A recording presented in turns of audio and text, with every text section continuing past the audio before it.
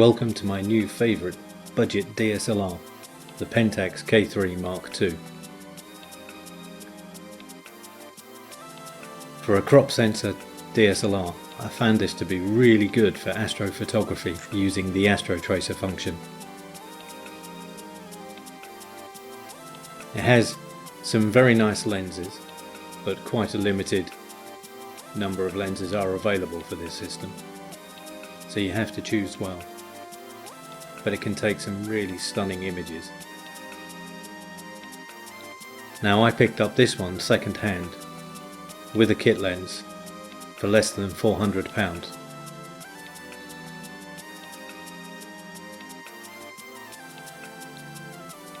Some of the other lenses available for it, like the Sigma 70-300, produce very nice quality images. And my favourite lens on the system is the 35mm f2.4 DA lens. But even with the kit lens you can get some nice Milky Way images.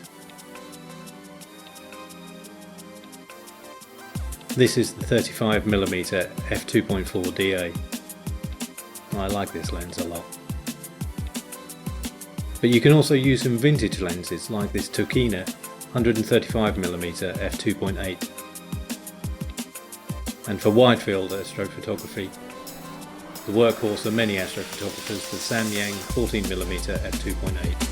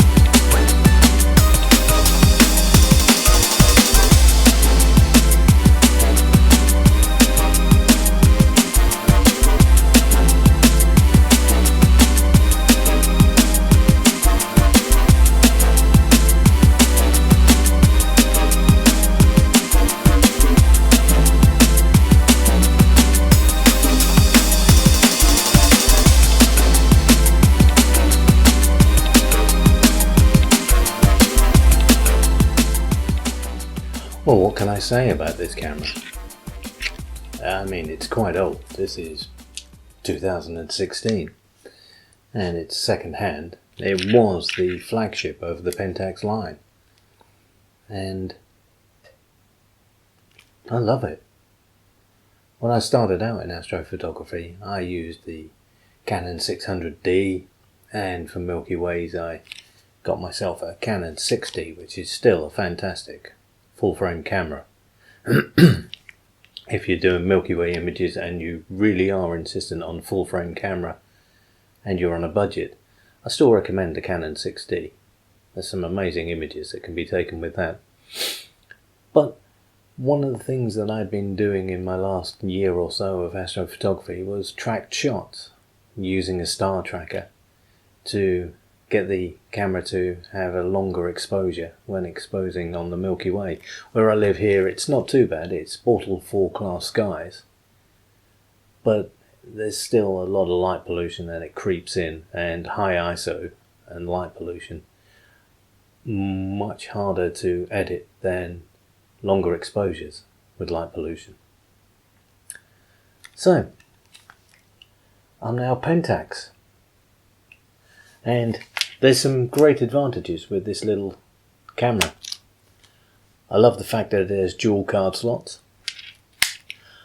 I like the quality of the kit lens that comes with it. This is the 18-55. It's weather sealed, so doing landscape photography, this is a real workhorse and monster. But there's the AstroTracer.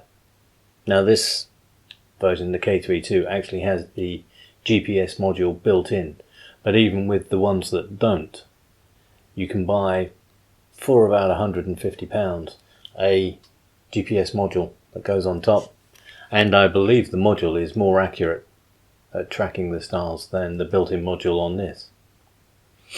So this is my new budget Milky Way DSLR.